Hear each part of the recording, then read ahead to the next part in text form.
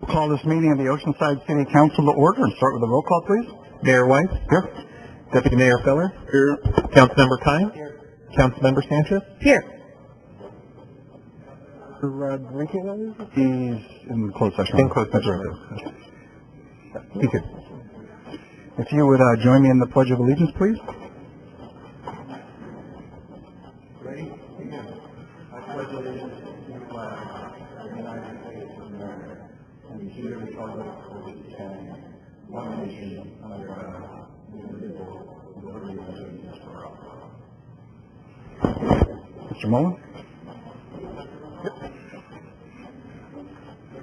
Session, so therefore there's no closed session report. That will go to our consent calendar, which are items 3 through 9. Do we have any speakers? No speakers. Councilmember Sanchez? Move approval. We have a motion and a second on the consent calendar. Please vote.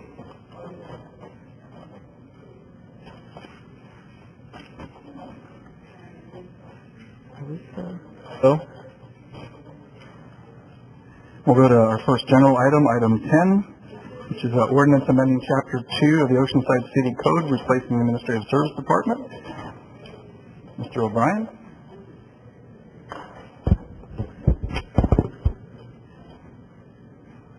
Good evening, Honorable Mayor, Deputy Mayor, members of the City Council. Robert O'Brien, Human Resources Director. The item before you this evening is an introduction of the ordinance to amend Chapter 2, Article 4 and 10 of the Oceanside City Code.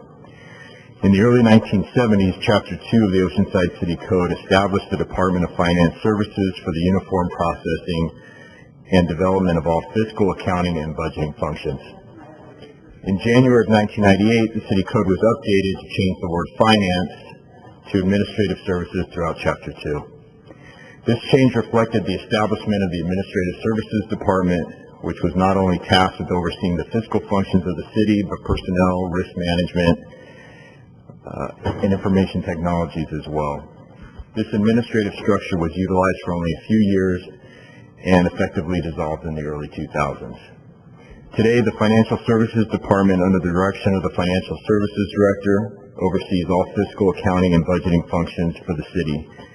Meanwhile, the Human Resources Department is tasked with directing and overseeing all personnel, benefit administration functions, as well as risk management and, more recently, information technologies. With that understanding, it is necessary to update the City Code to reflect existing practice, delete all references to the personnel, employee benefits, information systems, and risk management functions, and to change administrative services to financial services throughout Chapter 2, Articles 4 and 10. The proposed ordinance will accomplish this update. Therefore, staff recommends the City Council introduce the ordinance amending Chapter 2, Articles 4 and 10 of the Oceanside City Code. Thank you for your time and attention, and I'm available to answer any questions you may have. Do we have any speakers? no speakers. Councilmember Sanchez? Move approval. Or excuse me, introduce the ordinance. This is the introduction of an ordinance of the City Council of the City of Oceanside amending Chapter 2, Articles 4 and 10 of the City Code by striking outdated references to the Administrative Services Department and Director. We have a motion and a second. Please vote. Motion approved, 5-0. We'll go to item 11, which is authorization for staff to move forward with the development of a higher local pilot program, and we'll start with Michelle. Good evening, Mayor and Council members. I'm Michelle Geller, the Economic Development Manager, and tonight I'm presenting a higher local pilot program for your consideration. Whoops.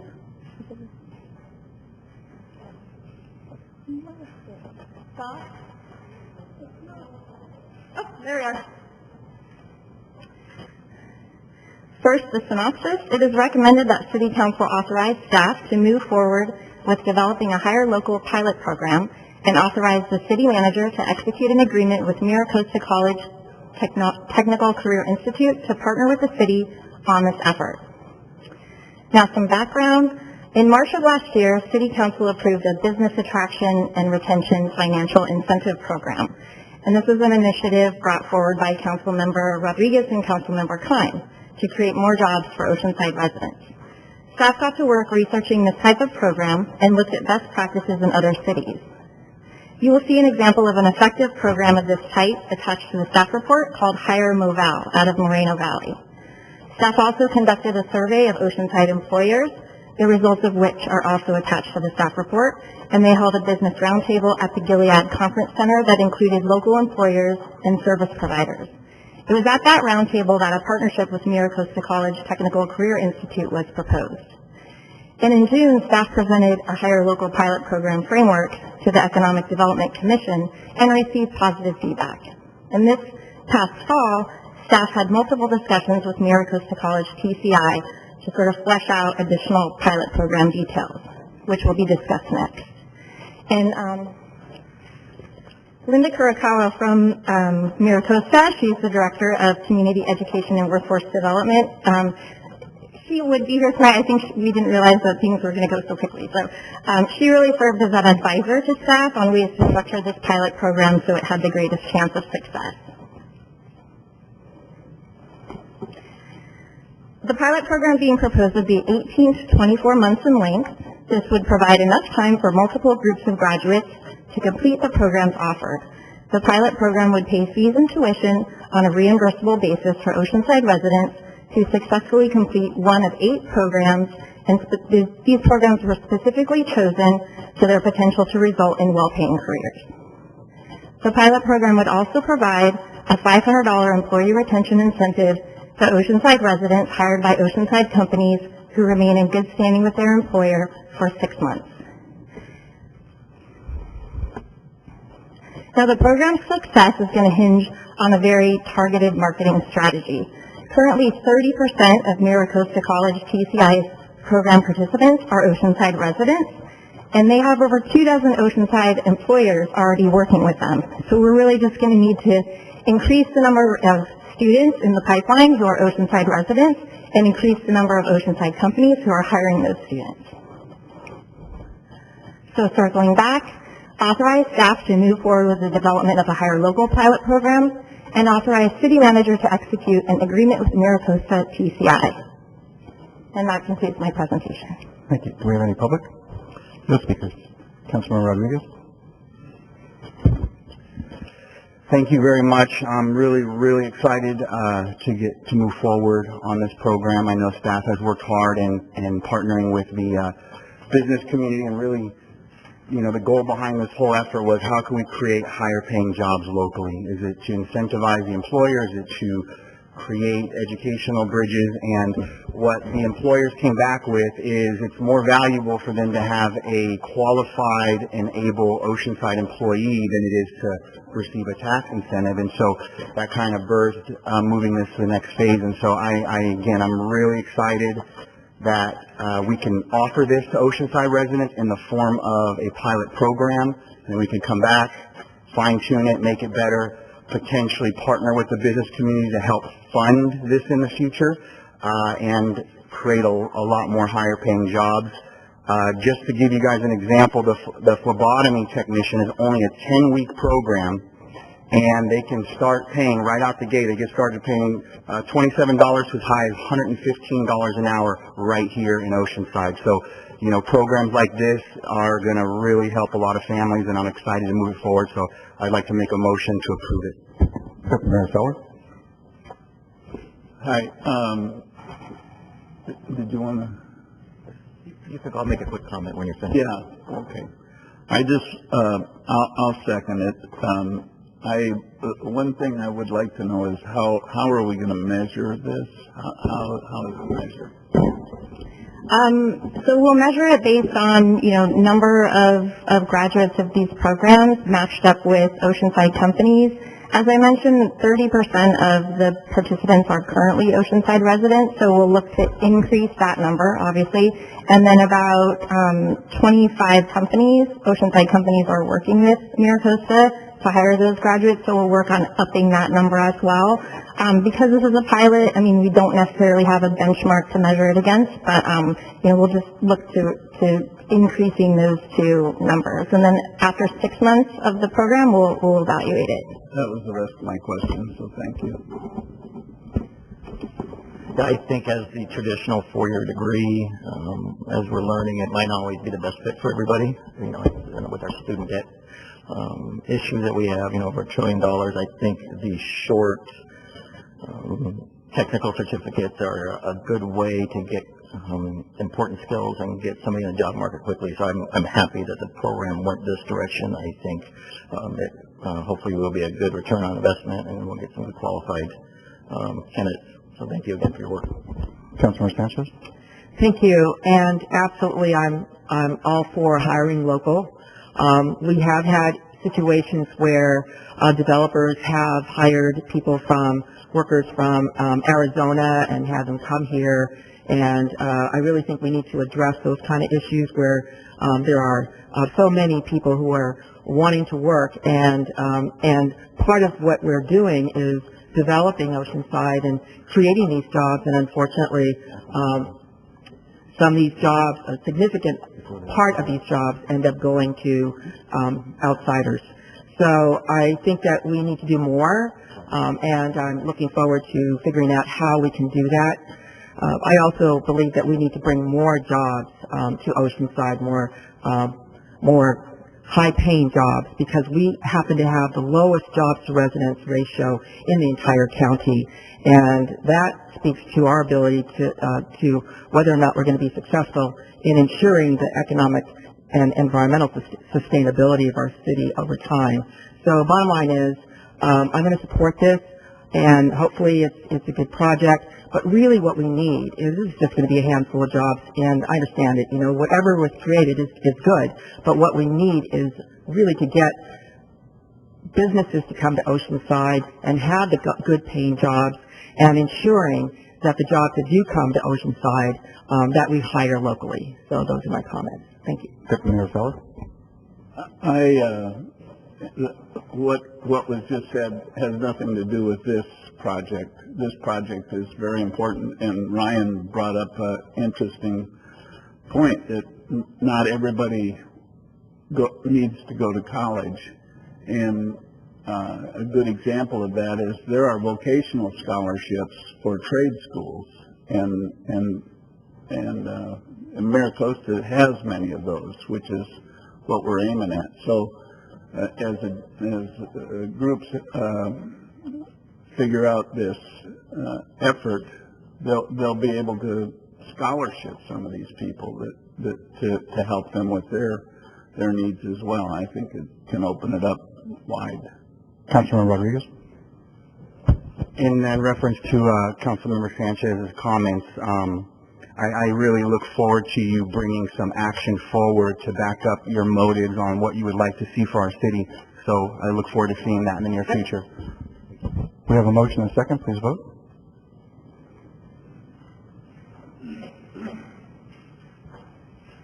Motion approved. I vote. Thank you. Go to item 16. How many do we have speakers? Under item number 16, we don't have speakers, but on item number 17, we have 9 speakers. 9 speakers? Yes. So let's do 17, but before you call the first speaker, I just wanted to make a brief statement. At the last council meeting, I made a statement in regards to the signatures for the North River Farms Initiative. I need to clarify that I did not see the petition, nor did I personally verify whether my name appeared on that petition. After reviewing the city clerk's response, I need to apologize for the uninformed public statement that I had made.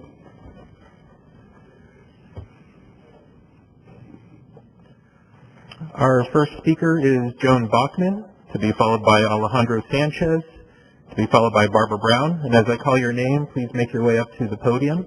We have 2 podiums, and you will have 3 minutes to speak. The green light means go, the yellow light means you have 1 minute, and the red light means please wrap up your comments. Okay. Okay, there it goes. Good evening, council members and mayor. A number of times I have spoken to you about trees at the harbor and how they've cut down all the wrong ones, and they've finally gotten down to the 2 last dead Tory pines that I got an administrative notice about. So the harbor has had a problem with trees, and a lot of it's been of their own making because they cut down the wrong ones again and again.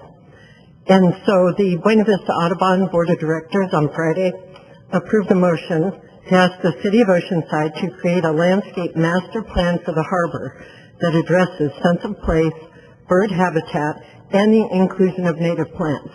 We have a lot of land at the harbor. Right now, it's pretty much full of invasive weedy grasses, and there are a number of torrey pines on the slopes, and then also pretty worthless palm trees that are not providing shade or habitat or anything else. So we would like to see a landscape plan for the harbor and have Ivy direct staff to create that. We worry about parking, we worry about a lot of other things, but the landscape there is suffering and is very uninspired. There's no sense of place. It's weedy. So, and we would like to see canopy trees at the harbor that would also bring in tourists. That, as you know, bird watching is one of the biggest growing hobbies in America. Thank you. Mr. Mayor, City Council members, my name is Alejandro Sanchez. I have lived in the city here in Oceanside for not too long, though I have been around for the last 30 plus years, not only as an activist and advocate, getting very involved and passionate in a lot of issues, social issues mostly, and educational issues. And this time, I never seen the function and how some of your departments operate here in the city. And unfortunately, I had the very, very worst experience that I ever encountered in my whole life. I've been an advocate for so long, like I said. I've been in other cities and making a lot of complaints for many issues that I see that are very important for our cities. But your department here, the code enforcement, horrible, horrible, horrible. I mean, I never thought that these people have this mentality, I don't know, so arrogant and demanding things, and they don't even comply, in my opinion. When you have a citizen who come and address some issues, you have to come to the city councils and speak to them before they take any action. After 24 days, finally I had a code enforcement officer who came today to my house. Unfortunately, the idiot never called. He just showed up to my house. But I was so honored, and I'm repeating it again, so honored that after I talked to three, actually leave my phone number and contact you here personally came. After I contact 3 city council members, only one respond to my help. Only one. And I really tonight I would like to recognize our city council, Esther Sanchez, who has the time to meet with me and to see what's going on in the property where we live in with my family. I'm asking you to put more attention to this department, code enforcement. In my opinion, I've never seen code enforcement like this in other cities. And like I said, after 30 years and proudly representing the Hispanic community, not only have the credentials but the experience to tell you that this is bad and you need to fix this problem. Thank you very much. Barbara Brown, to be followed by Kathleen Lippett, to be followed by Fabio Marchi, to be followed by Christine Farr. I don't see a green light. I don't see a green light. I'm Barbara Brown, and I'm a resident of the Rancho Hermosa Senior Community.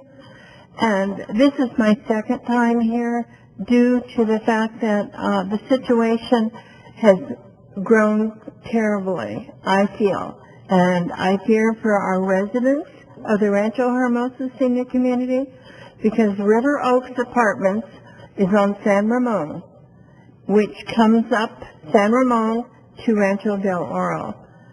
At San Ramon and San Dimas, there is a 4-way stop. The situation now has gone worse.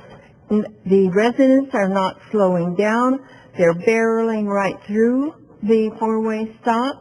They're not even slowing down. They're just going right through. I've called the police department of Rancho Oceanside 3 times.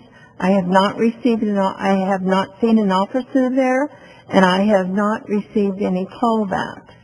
Now, I fear for our residents because a lot of them walk with walkers.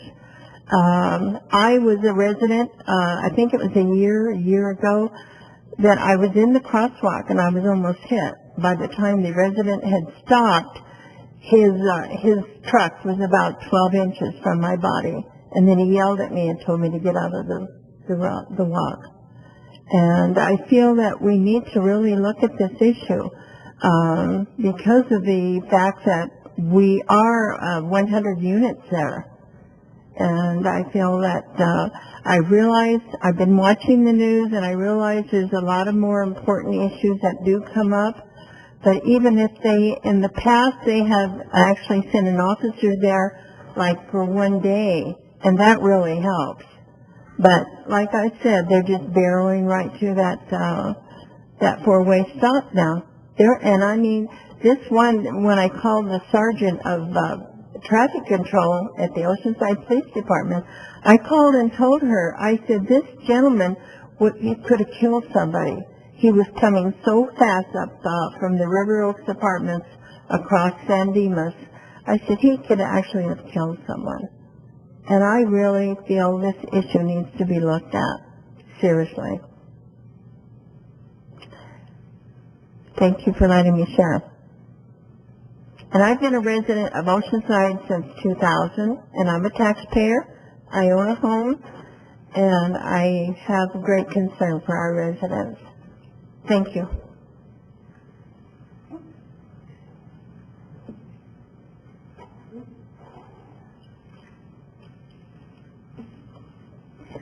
Good evening, Mayor, City Council. My name is Kathleen Lippett. As a public health practitioner and on behalf of sound public health policy, I respectfully request the Council consider adopting a ban on flavored tobacco products, including vapes. The U.S. Surgeon General, CDC, National Institute on Drug Abuse, the American Journal of Preventive Medicine, and the FDA support banning flavored tobacco products. The San Diego County Board of Supervisors recently banned flavored vape products, citing the CDC's recent report of at least 55 deaths nationwide and 2,600 vaping-associated lung injury hospitalizations. 85% of these victims reported using THC vaping products. The companies making and selling these products are profiting from a product that is known to be dangerous, and 74% of youth report accessing these products from retail stores. Only 15% of youth reported online access. Hooking a new generation of tobacco users is a strategy essential to the industry to create lifelong customers. Nearly 80% of users between 12 and 17 began with a flavored product. Many said they didn't even know that the products contained nicotine and didn't think they were harmful. All nicotine products are addictive and increase the risk of developing serious health problems, especially when youth begins during adolescence. Thank you very much for your consideration, and I have a handout for you. Fabio Marchi, to be followed by Christine Farr, to be followed by Ruben Major, to be followed by Esther Sanchez. Good evening, councilmen and women. My name is Fabio Marchi, 2030 Broadway. I got good news for you. My project is moving forward. We're very close to finish. And I was going to say another message today, but I hear what this gentleman talked to me before. And the city of Oceanside, it is a city that still play with archaic procedures. There is, believe it or not, discrimination in the city. Some high-ranked employees, they are power tripping on people. I would like to give names, but then they get upset and they retaliate more on me and my project. And the reason that I'm here today is because I would like you to hear my point. Nobody here listens. We are in a critical time in our country. We're divided, and we are arguing for one silly piece of pie that I installed in my project that seems to be wrong. And the excuse from the city attorney says, well, you should change it because the cost of your pocket will be cheaper than suing us.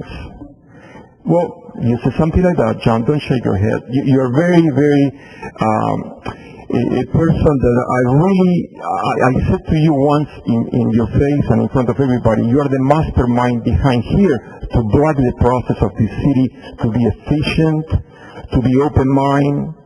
And I know you want to spend money in Miracosta College. That's a great motion, but I agree with Esther. We need to bring people that work in the city the opportunity to get jobs. And we need to stop wasting taxpayers' money and paying high-payer officials to do nothing, waste our time. And I don't want to be more stingy or specific, but we need to have a dialogue here. Elections are coming up, and we will see some changes. Nothing is forever in life. I will die one day. Everybody will. So why we are arguing for minutia? Why we put that ego in front of the good thing? See, we need to be more humble. That's it. I hope I can get in your hearts.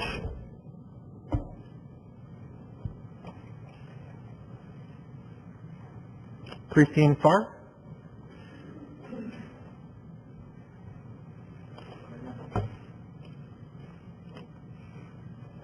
Hi there. Good evening, City Council members and Mayor. My name is Christine Farr, 3984 Sherborne Drive. On October 3rd, 2018, the Oceanside City Council adopted a resolution to declare a shelter crisis. Our share of the heat funds was over $200,000, and these funds went toward the purchase of a second hot van and the doubling of our hot team.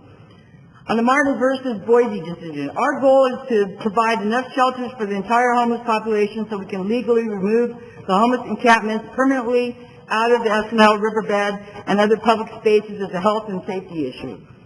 With the December announcement by Bread of Life that they were forced to shut down the only winter shelter in Oceanside, we have yet to build one temporary emergency shelter since declaring a shelter crisis. This has become a humanitarian crisis, which has left the homeless to suffer through a series of winter storms that pass through the area without any protection to shield them from the elements. I urge the City Council to take immediate action to alleviate the suffering of our homeless population. Plan. Alex Matry, a retired Navy operational planner who also volunteers at Interfaith, has presented an ambitious plan with the first step towards solving the homeless crisis is to begin building temporary emergency shelters. The Amicus Emergency Sleeping Cabin is at the heart of this strategy. Also known as tiny houses, these are tool shed size, bare-bones structures with a locking door and windows, no running water, no electricity. Toilets and showers are located on-site on trailers, only for overnight sleeping and storage of personal valuables during the day.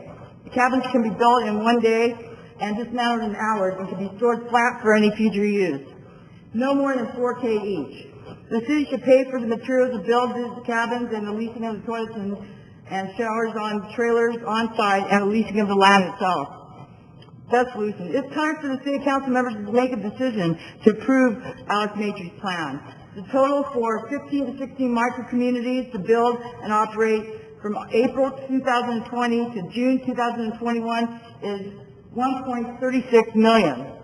So to set up one community, including showers and toilet trailers, is approximately $71,501. If you want to estimate how much it's going to cost to continue each month, it's approximately $18,000 times 16 every month. I sent an email to all the City Council members with the specifics. Thank you for your time. And I have two of these to enter into the record. Thank you. Ruben Major, to be followed by Esther Sanchez, to be followed by Roger Davenport.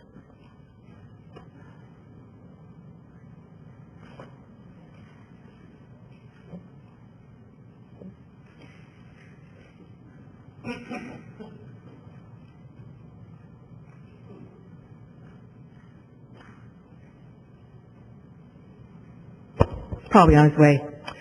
Honorable council, colleagues, staff, and members of the public, I'm Councilmember Esther Sanchez, OHS Class of 74, and I am running to be the next mayor of Oceanside, the city of my forefathers, a city that I love very much. My story is very similar to others of our diverse community.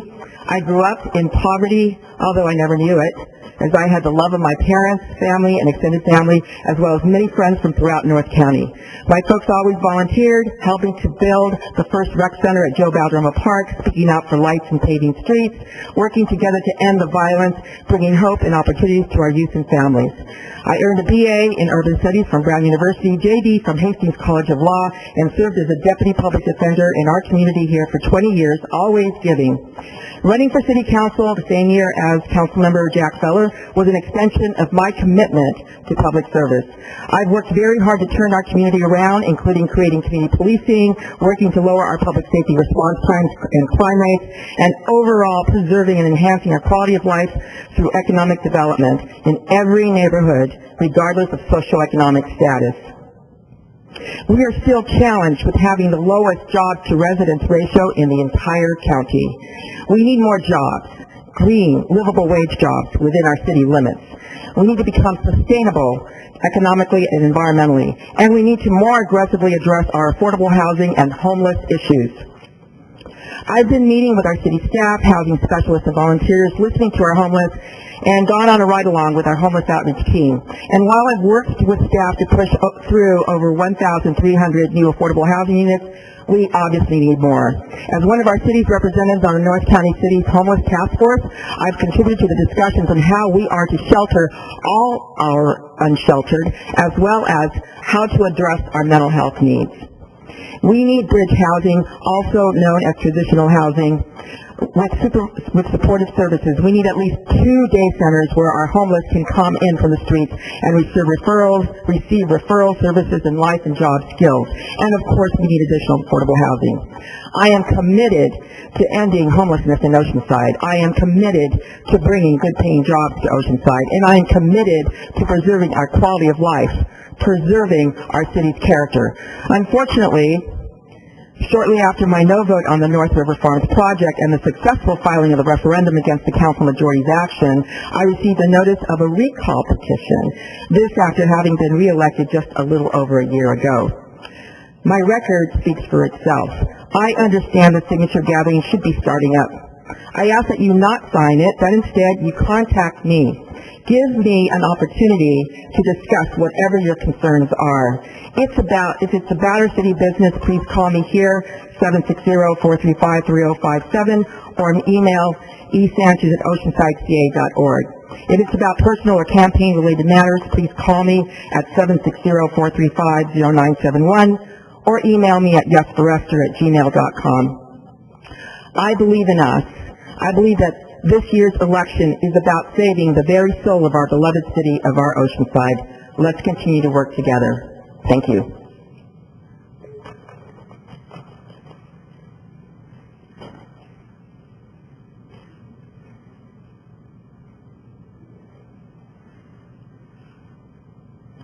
Hi, my name's Roger Davenport. I live at 541 Crouch Street.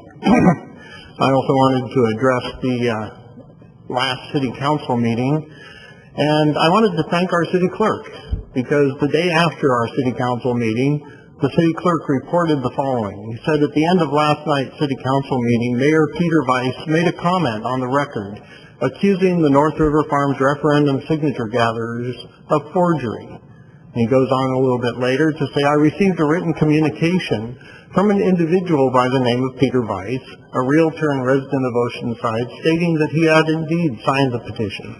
And Mr. Weiss gave him permission to release that. And then at the end of it, or near the end, he said, having confirmed that Peter Weiss signed the petition, I find no evidence of forgery with respect to Mayor Weiss's allegations at this time. And I added the formatting and emphasis there. So I want to personally thank our city clerk for his rapid and clear investigation into the malicious accusation that was leveled at the referendum signature gatherers. His unbiased response also illustrates the value of having an elected city clerk who has no ties, obligations, or potential conflicts of interest with our city council or other staff. So again, I say thanks to the city clerk, and I urge everyone to vote no on Measure K, which would take away our voice in electing the Oceanside city clerk and city treasurer. Thank you very much for your time. There are no more speakers.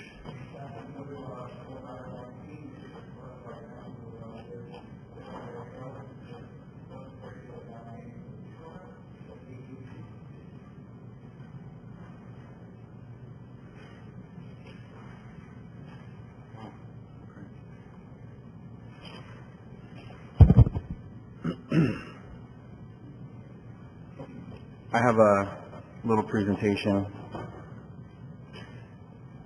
I didn't realize we were going to get started. I'll make this as fast as possible, I promise.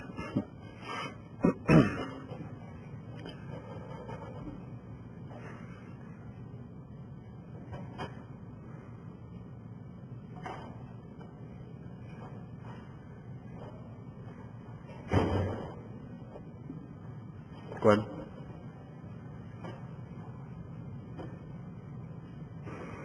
Okay, this program I've been working on for several months now, just exploring ideas on how we can improve housing affordability locally.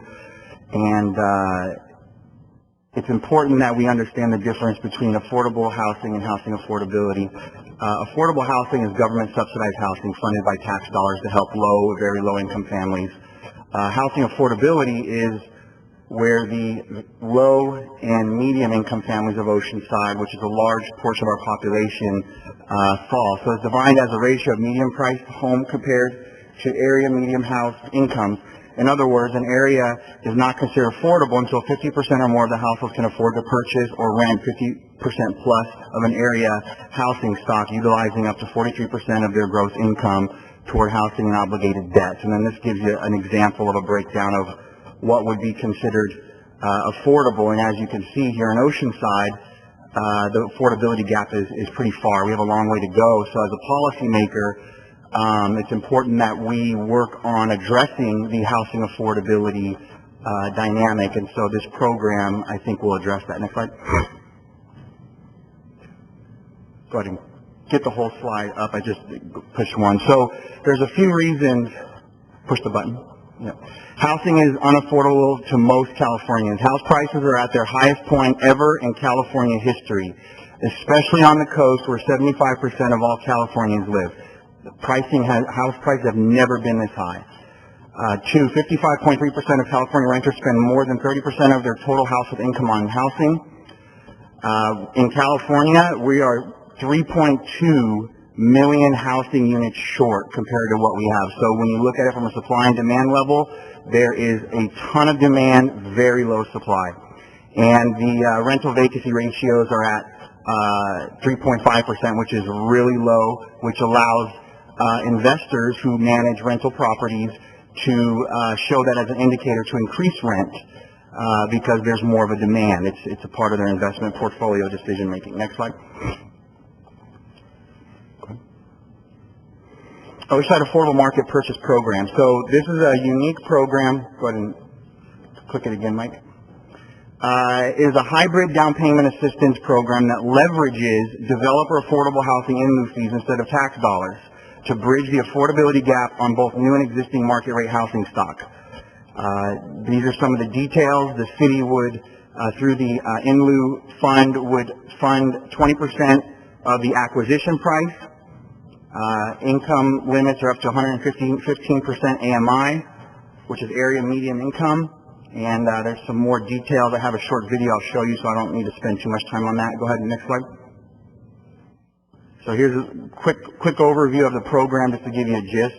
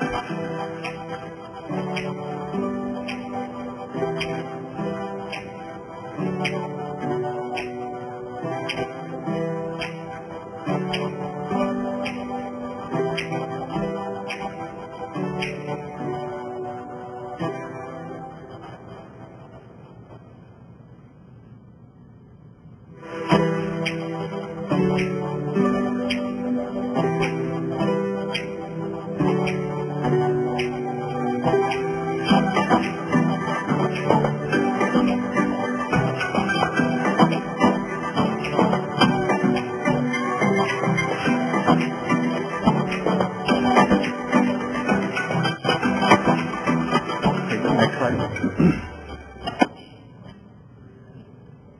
Let's finish this up. Go ahead.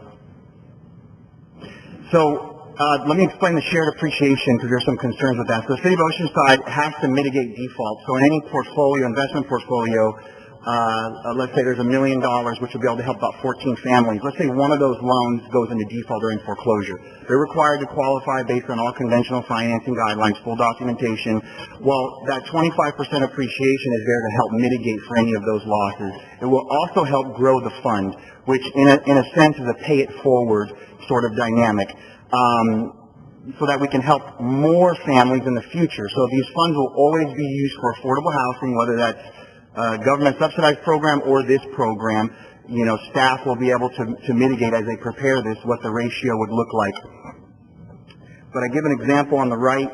The net appreciation is not the same thing as just a portion of the equity. Net appreciation is the difference between the purchase price and the sale price less cost. So we're going to subtract the closing costs. We're going to subtract the down payment they put in of, let's say, $5,000, and then we have a net appreciation of $59,000. So the city would take $14,750 of that, and that would be a part of the share. The average home ownership right now for a first-time home buyer is just over 5 years. So these funds will help Oceanside residents achieve home ownership. Go to the next slide.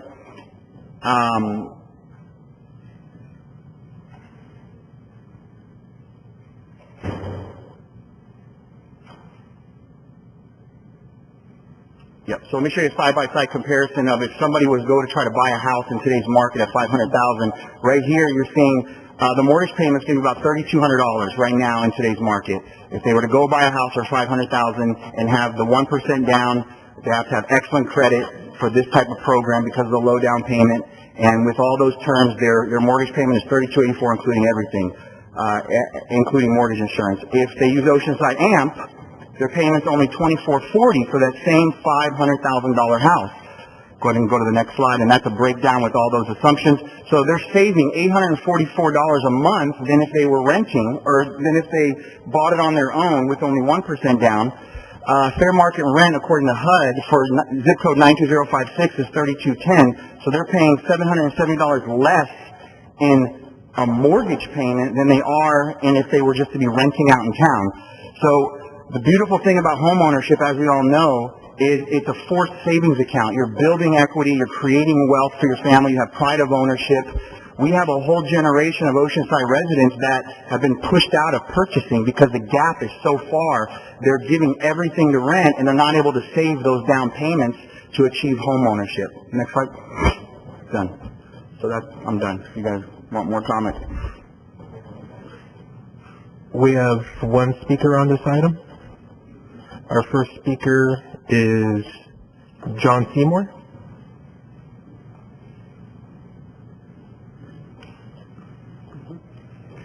Good evening, Mayor, Council. John Seymour from the nonprofit National Community Renaissance. And as you know, or may not know, we're the developers of Mission Cove Apartments, also Cape Cod Senior and La Mission. Speaking here today in support, actually. I think it's a good program. I'm not really sure the amount of money you're talking about to be taken away from the inclusionary housing fees, but it does make sense. In fact, we have residents that are living in our apartment home communities that are ready to move out into home ownership, and they strongly desire to live here in the city of Oceanside and not move up to the Inland Empire. So I think the program would work well. Having been involved in many of these types of programs, there's things that I would encourage you to add or consider. One would be auditing and compliance, quality control of the unit that the person or the family buys, whether it be a condo or a home.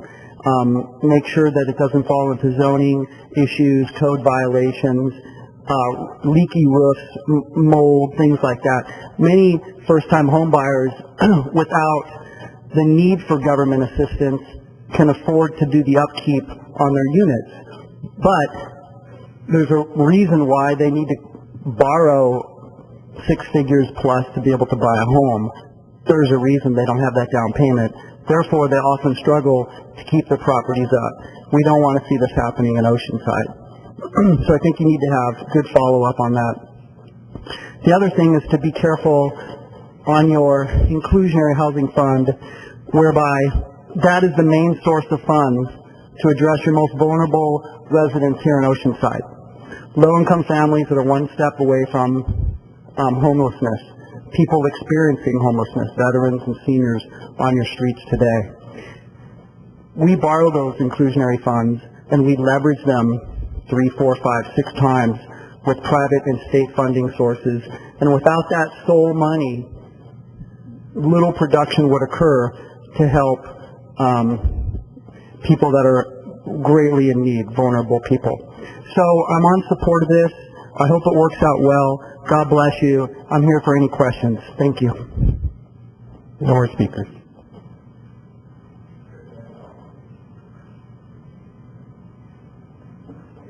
Thank you. I went over this as well, thinking what happens with maintenance. So with any home, there's always a toilet being replaced, a drain that's clogged, those kinds of things, and upkeep is a pretty serious expense. So I support going forward with this. I think staff can run with the information and come up with the necessary language to make this work. It's pretty out-of-the-box thinking, I think, in general, but I think it has great merit. So I would move that approval as far as moving it forward. Okay. Councilor Sanchez? Thank you. First, I want to congratulate staff on applying for additional housing vouchers and having been awarded 34. This just happened. It's through the HUD, U.S. Department of Housing and Urban Development, and this is effective March 1st. It's for 34 new mainstream program housing vouchers that'll be available for non-elderly persons with disabilities, and these vouchers are for individuals as well as families to rent housing from private landlords and generally pay 30% of their monthly income towards rent and utilities. The award provides $502,456 for the first year for rental assistance payments to private Oceanside landlords, as well as administrative fees for CDC staff to administer the program. HUD thereafter provides ongoing funding for the new vouchers annually. So in terms of, continuing to this challenge of meeting our housing needs, we're pretty far behind. And so I really appreciate all the staff's efforts in doing everything possible. These 34 are pretty much a godsend. Having said that, we do not have very many in-lieu fees. In fact, our in-lieu fee fund is very low. And partly it's because historically there was a decision by our council to lower the fees to just about practically zero for several years. So, but also we did a major project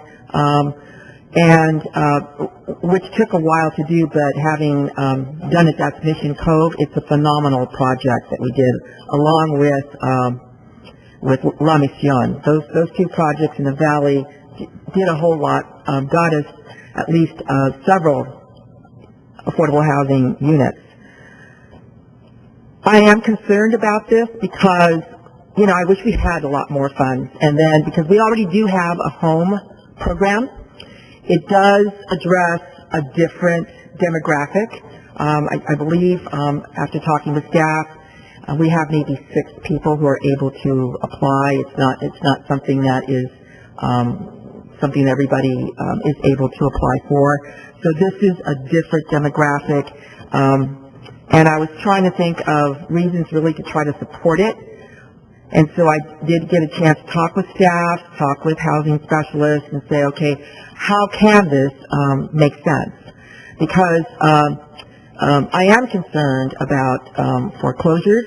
I am concerned about the city becoming a bank of sorts. I am concerned that we just don't have all the funding. So this is to direct staff to see how much we can do. I'm thinking that maybe supporting this for that reason, to see what staff comes up with. I did get a chance to talk with John Seymour and asked him, well, is this something that you could support, especially since he's been such a fantastic housing specialist for us here in Oceanside. And he did mention that there is kind of a bottleneck that's happening, that is with affordable housing units. At some point, folks are doing so well and having good credit that they need to get to another step, the next step, to make room for other folks who need those affordable housing units, and perhaps this might be able to be something that can help with that next step. So,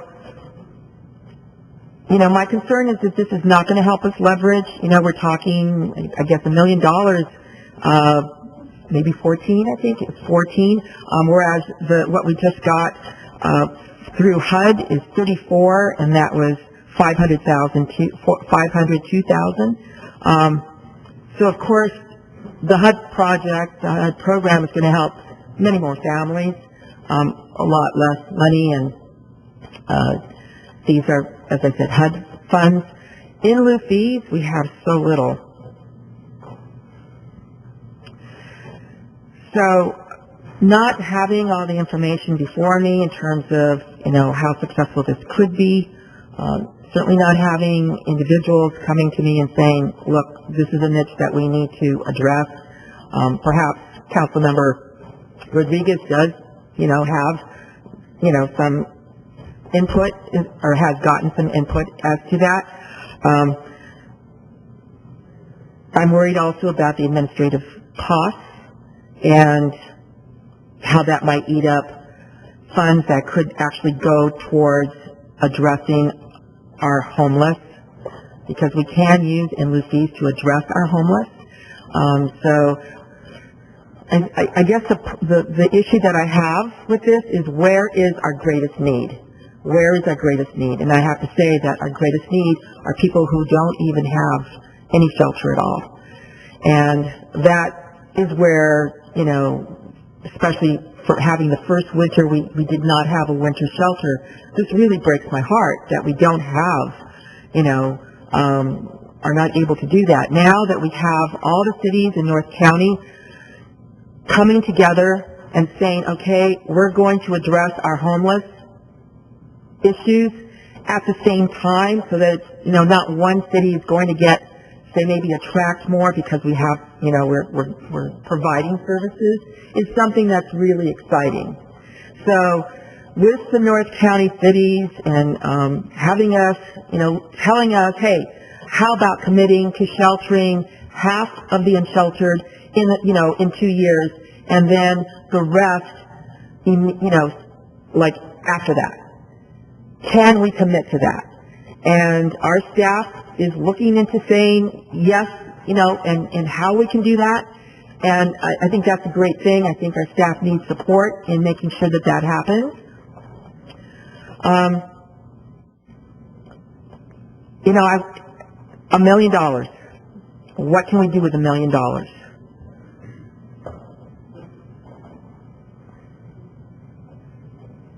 So we're saying maybe 14 families.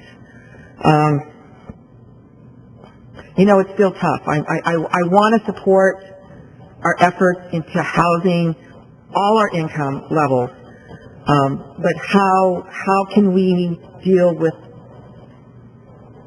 those that are in the most need, and those who we get the most complaints about? We have people that are out there helping, out there meeting our homeless and saying, okay, how can we help? How can we help coordinate all the services? So I want to thank you for doing that. Just, Vanessa, thank you. I will, I guess, think about the next few seconds, I guess, to try to decide how I'm going to do this, because, you know, if we had more money, this would be easier for me.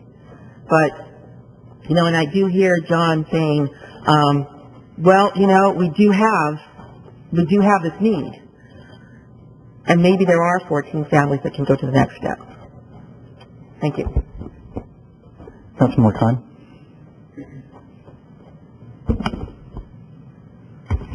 I think Councilman Rodriguez taking the initiative and exploring this is important. I think it's an overlooked section of the housing market and the challenges that a lot of our residents have. I have concerns as well, but that's why we're just bringing it to staff to explore and see if it's something that's feasible at that point. That's all it is. So if we bring a program that works and we can allay some of the concerns about foreclosures and how we're going to address that, that's fine. This is not an approval. This is just further look into this, so I'll support it for that reason. Yeah, and my comment would be is we've got our a comparable of arena numbers versus actual production, and one of the areas that we lack production is in the moderate affordability range. So I think this is a good idea for staff to evaluate and bring back. And I'll second Deputy Mayor's motion, and we have a motion and a second. Please vote.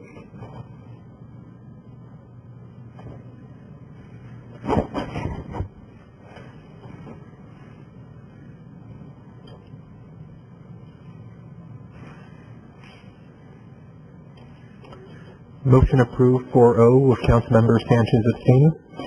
And we'll go quickly to item 20, Mr. Mullen. Item 20 is the adoption of an ordinance of the City Council of the City of Oceanside, California, amending Chapter 29A, Article 5, Section 29A.51 of the Oceanside City Code relative to oversized vehicular parking on Harbor Drive North.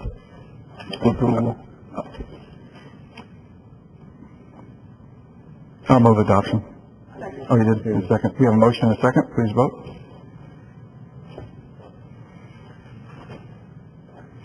Motion approved, 5-0.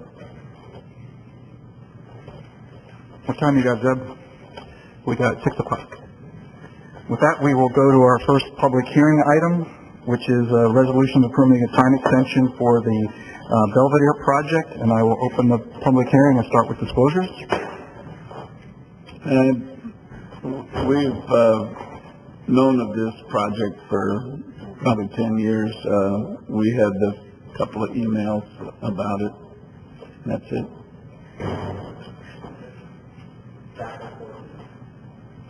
For this time extension, just staff. I was present at the hearing of this originally, and this has been continued or received extensions several times, and I'm very familiar where it is. Thank you. Staff. Oh, and I did receive some public comment, sorry. Staff. What's that? We'll go to Stephanie.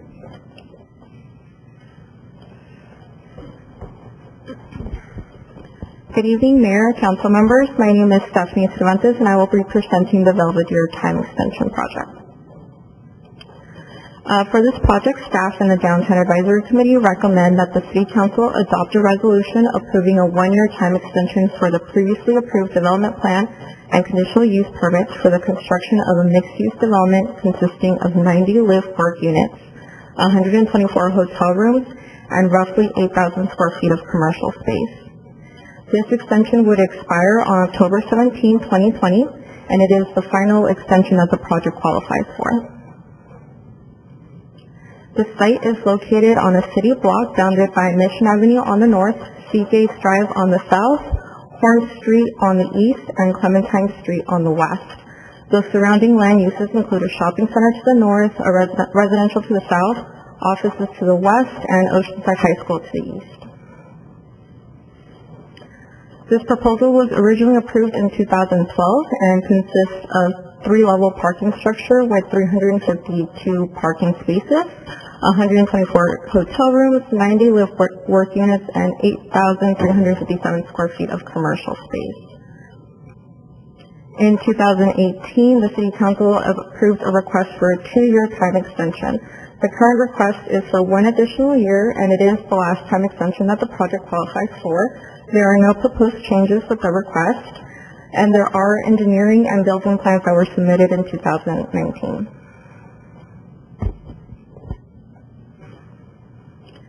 The request for the time extension went to the Downtown Advisory Committee in October of 2019. DAC recommended approval with a 7-to-1 vote. At this time, staff has determined that the project is consistent with the zoning ordinance. The proposed development will enhance the property and surrounding neighborhood. The proposed and approved uses would provide additional housing and commercial opportunities in the area, and the time extension would allow the property owner additional time to complete the project. Staff and the Downtown Advisory Committee recommend approval of the 1-year time extension. I will be happy to answer any questions as well as the applicant. At this point, we'll hear from the applicant. Good evening. My name is John Kolasavage. As before, on October 23rd, Stephanie did an excellent presentation. I have nothing to add for that. We are simply looking for a 9-month time extension. Thank you. Do we have public? We have Joan Bachman.